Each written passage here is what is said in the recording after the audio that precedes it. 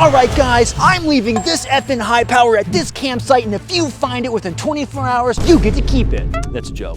I'm just Mr. Beasting you right now. I wish I could take it home with me. I'm giving it a loving home. Look after it and preserve the history that it is. But I can't because it's Nick's, and I can't covet thy brother's property. It's a no-no.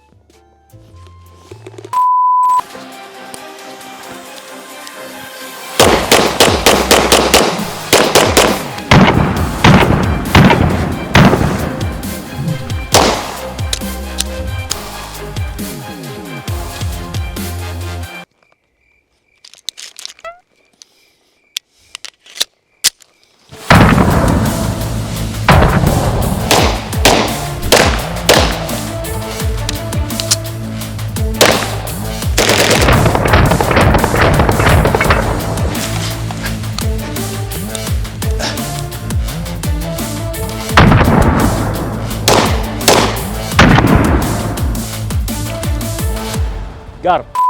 Gentlemen, welcome back to the channel, the Managerial Outcomes channel. You're probably wondering, manager, why are you dressed as a kraut? Well, I was spending all day with my lovely friend Nick filming the MP40 for you guys for the main channel, and he has a really cool collection of guns, and one of those collections is the MP40, but also in that collection, he has a very unique high power that is Waffen marked, so it's a little bit more rare. And it's like the Germans captured the effing factory and they're like, make us high powers, and the effing people are like, all right, cool. So that's essentially it, and we are shooting it today, and of course Nick's gonna come on and talk about it, but I wanted to do just a little bit more shooting, and it's gonna be a nice little compliment video to the MP40 video.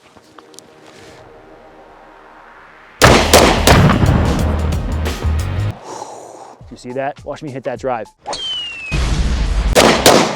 Oh no. I'm riding the slide. Ah, I'm the problem. I'm doing stuff that you probably can't do on this gun.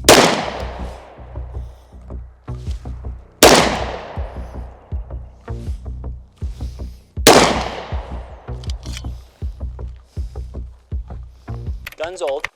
Gun is old. 1943, as Nick said.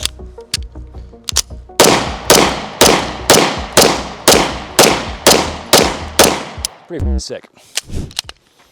Slide stop. Drop slide. Boop. Safety. Not working. Safety. Now you're shooting. Safety up. Now you ain't. Hammer. Hammer back. Mag release. Trigger. Trigger is actually phenomenal. It's a phenomenal trigger. It's a really good trigger, actually. That squeeze is delightful. All right, so I got my high power in my Luger holster. Don't ask any questions. I have the power. The high power. So we have this Waffen marked high power made in 1943. Of course, I could try and talk about it, but it'd be a wash. What I had to do is get my friend Nick over here, who is the owner of this handgun and knows a lot more of the history and has some cool backstory to it. Nick, get over here. Good to have you back, sir. Thank you, sir. All right, so we have this beautiful high power here. I'm a big fan of the high power. I think they are very cool handguns. Now, I'm not the biggest fan in the world. I don't own one. I haven't gone out of my way to buy one, but I think they are beautiful pieces of history. They are. Really well made, of course. Of course. Browning Highpower. Browning. Best gun designer ever made. John Moses. Ooh, so good. All right, tell me how you got this. So this one is a vet bring back. It's an all matching serial number, A serial number, and this was made in 1943. What's unique about this one is it's all matching. It has the WAA 140 Waffen magazines,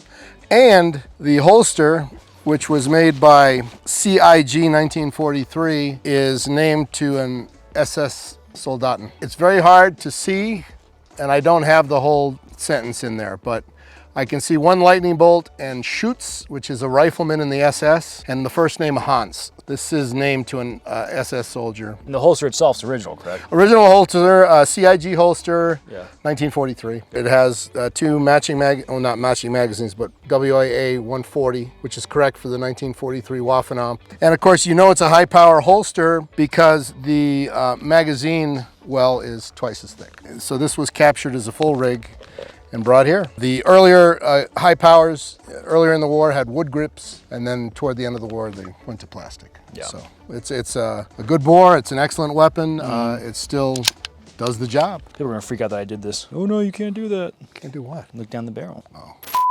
Well, this is a very cool piece. Thanks for bringing it on the channel. My pleasure. I'm You enjoyed carrying it all day? It is rather nice, and I did enjoy carrying it all And day. it is correct. So you carried it with an MP40, which a lot of German soldiers in World War II did. That's true. All right, now I'm gonna riff on it some more. Okay.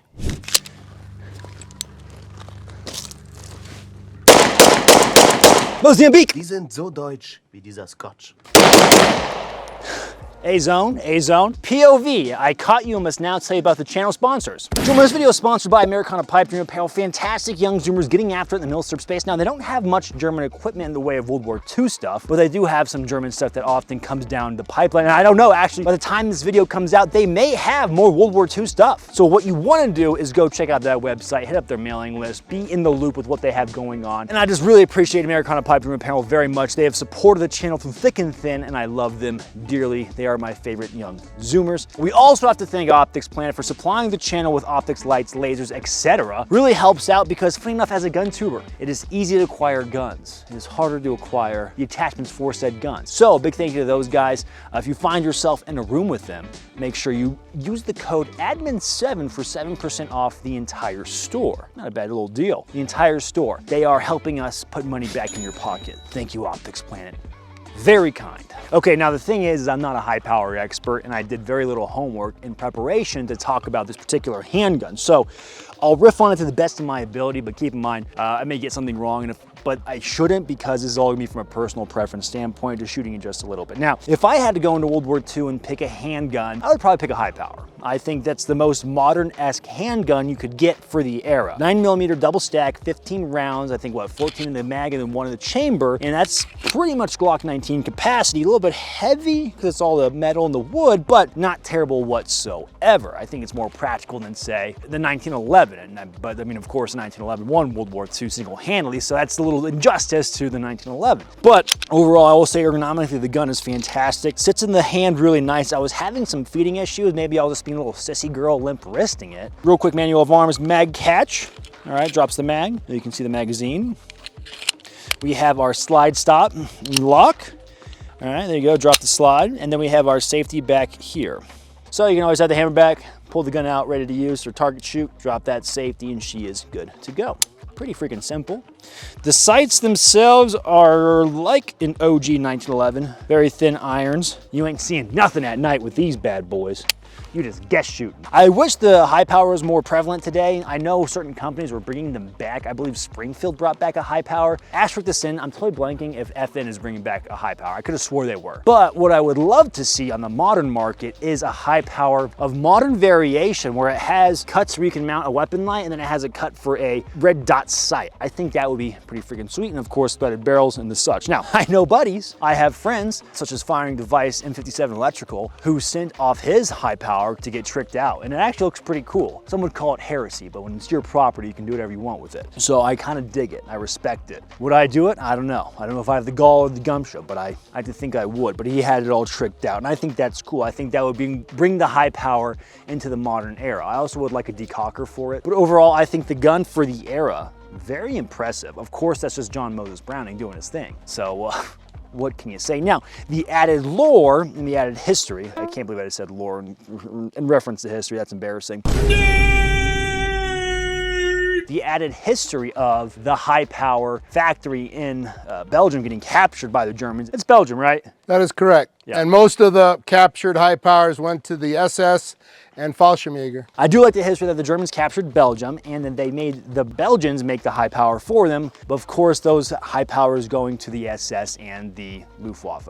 I mean, well, the Fallschirmjägers were part of Luftwaffe. I'm sorry. Okay, I'm talking too much into depth out of my league, okay? Maybe we'll do a more full in-depth historical video on this in the future. No promises though. But real quick, taking a look at this gun, it was part of the kit that I was wearing all day. Fun fact, if you didn't watch the MP40 video, it should have came out by the time this came out, or it could be, like this might be a teaser, I have no idea. I was lifting weights yesterday and I lifted up something and it wasn't that heavy, but I totally like threw my lower back out and it really hurt. So all day, my lower back was really hurting and no one felt bad for me. Did you feel bad for me? No. No one felt bad for me. No, it really did hurt though. But wearing this kit only amplified that the shoes I was wearing earlier really suck. And I definitely understand now. Like everyone's like, man, the Germans had such good like equipment. And I'm like, did they though? Did they though? Like some of the stuff makes sense. Like the mag pouches like these make sense. The belt line webbing, the leather though, kind of sucks. I'd rather have the USGI equipment if I'm being honest. All right, now I'm just riffing and I'm just wasting your time. But I mean, this is managerial outcome. So chances are if you're here, you're kind of okay with that. All right, you know what? We're getting out of here. I'll see you later.